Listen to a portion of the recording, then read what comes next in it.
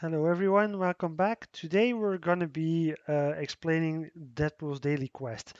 In order to start it, you just go to the story mode. Then we scroll all the way back here. You see Deadpool's daily. Just click that and you get a brief word of explanation. Basically, the idea is there are 5 missions in total. You can play them in any order you like. The final mission is locked until you play the fourth mission, the one you see I already cleared here. Final mission will also grant you a 3-star cover, which is a very nice reward. But in order to play that fourth mission, you need to have the required 3-star character already available in your roster. We're going to be tackling that later on in another video. Um, as the word would suggest, daily means these missions are available for 24 hours. If you can finish all the missions in one day, you get an extra reward, namely 2000 ISO, which is very nice. If you don't finish all the missions, that's not so bad. That's not a big deal. You then just get the rewards that you got for those missions, and new missions will be available to you. To start off, we're going to take the first mission here, which has a difficulty reward of trivial.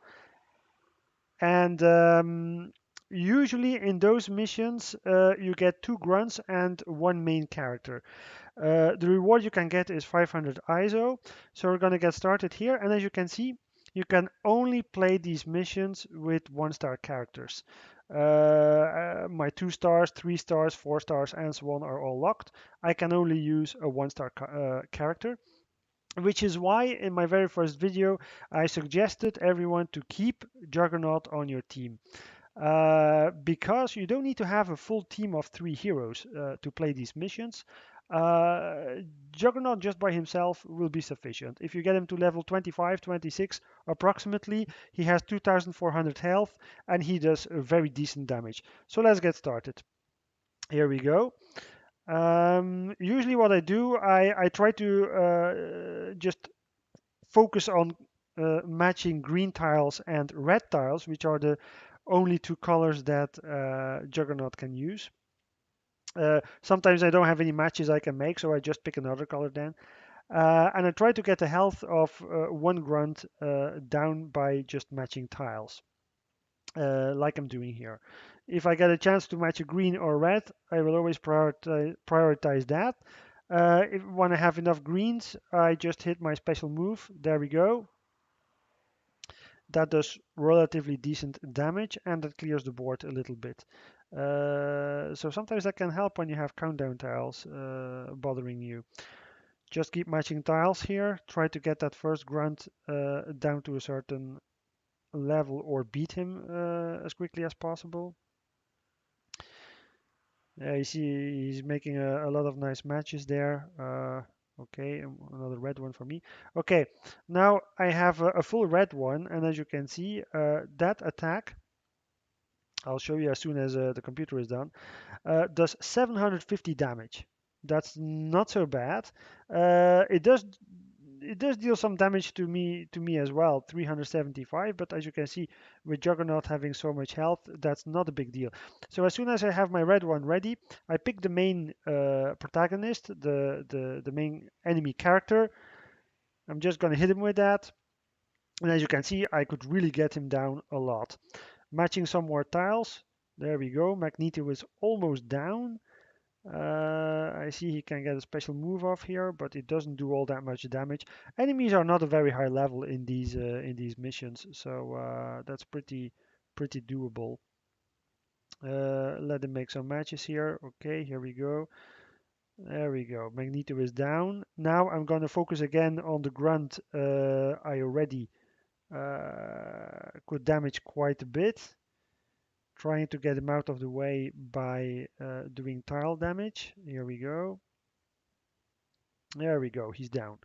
Okay, now that he's down, I can focus on the final grunt, and as you can see, I still have 890 health left, which is pretty decent actually. I'm going to use my green power again. Here we go. Yeah, that's nice damage there. Okay, matching it up. And actually, I have enough to throw in my red again, which is, well, more than enough to take out the grunt, and I still have enough health left. So that's basically a pretty straightforward mission. You get an extra bonus. You get some points for your total for the missions, and our 500 ISO. Uh, the next mission, the second one here, is a wave with two waves. When you're already pretty far in the game, I would say, and you have multiple two-star covers already championed, it really isn't that hard to finish these levels. When you're still a beginning player, my suggestion would be to just pick the ones that are the most advanced, that have the highest levels, or try to pick some characters that go well together. So for here, I'm gonna pick. Here I'm limited to two-star covers. So even though I have 3 and 4-star covers, the maximum level you can use are two-star covers. So I'm just gonna mix and match, try to find a couple of characters that go decently well together. Kind of randomly picking these here. But in the beginning, when you're still building your two-star covers, it might be a little bit hard to finish these levels. Uh, don't worry, just keep at it. If necessary, throw in a few boosters in there to give your guys a better chance of finishing these missions. I had to do that as well in the beginning.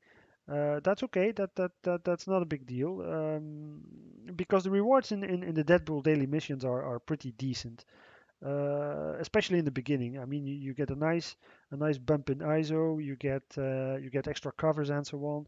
So those are decent rewards actually.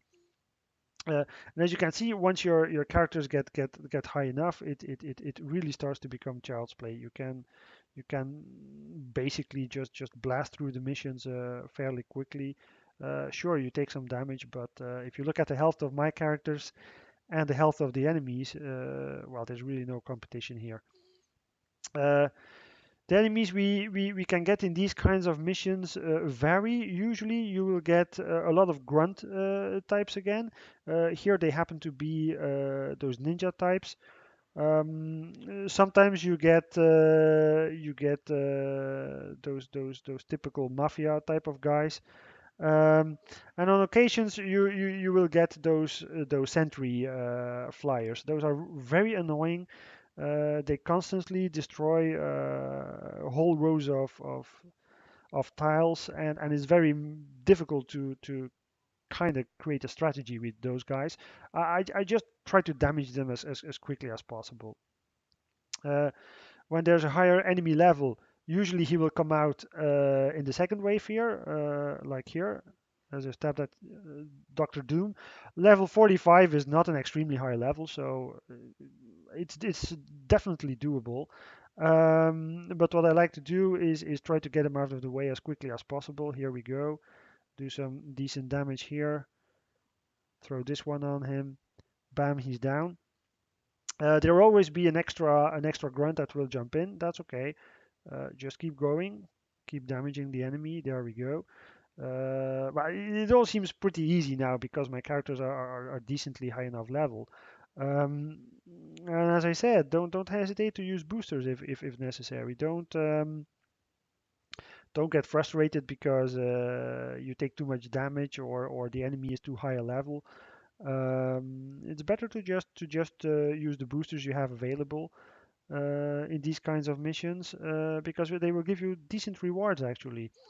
The first mission that we did, where we used Juggernaut, 500 ISO, here we're going to get two rewards because we had two waves.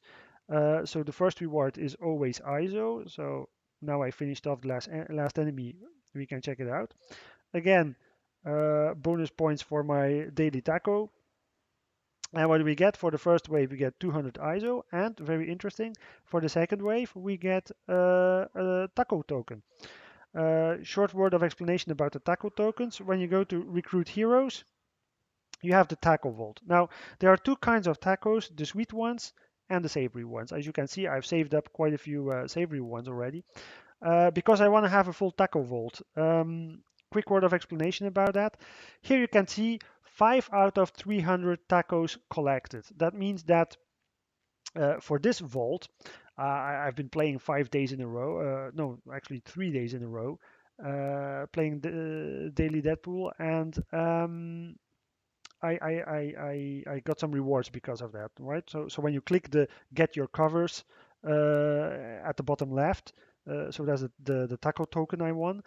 You get a reward from randomly chosen from this list here. There's a lot of health packs, which is usually not what I'm aiming for. Decent enough amount of 2-star covers, but at the very beginning, and that's very interesting, we got pretty decent rewards actually. We got a lot of health points, a lot of ISO, 3-star covers, 2 4-star covers even, or legendary token. But you need to be really lucky because it's one pull out of 300. Um, my suggestion would be, as a beginning player, open a taco token whenever you get one. Chances are you get a decent reward, and it will be something you can use. If you're a little bit more advanced in the game, it might be interesting to choose one taco vault. In my case, I chose savory, and to actually just save them up. And when you have 300 taco tokens, which granted might take you quite a while, then you're sure to get a full vault. And a full vault will net you at least 2 4-star covers, one legendary token, lots of hero points, and lots of ISO. The other ones, I just keep opening.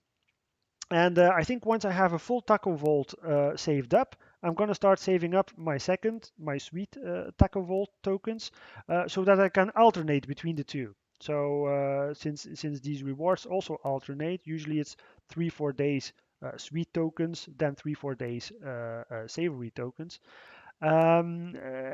Basically every half year approximately, I'll be able to take out the whole vault.